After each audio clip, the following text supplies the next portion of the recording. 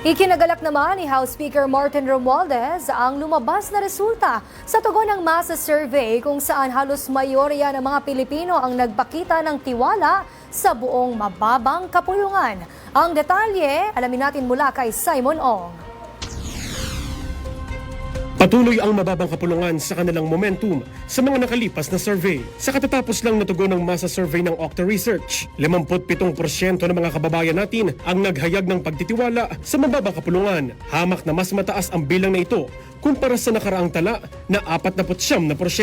Tumaas din ang performance rating ng Kamara na nasa 55%, mas mataas ng 8 bahagdan kumpara sa nakaraang bilang nito. Mababatid na kamakailan lang ay nakapagtala rin si House Speaker Martin Romualdez ng mataas na rating. Batay sa datos, nasa 57% ang kanyang trust rating, habang halos 60% ang kanyang performance rating. Labis naman ang pasasalamat ni Speaker Romualdez sa sambayan ng Pilipino matapos ang pinakabagong resulta ng survey.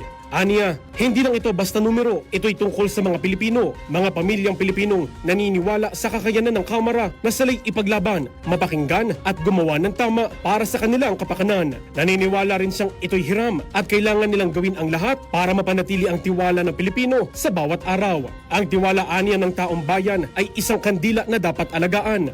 Pagtitiyak niya, ipagpapatuloy ng Kamara sa kanyang pangunguna ang tapat na pamumuno, pagseserbisyo at mapagkawang gawa na Kongresong para sa Pilipino. Para sa totoong balita sa Bagong Pilipinas, Simon Ong, Congress News.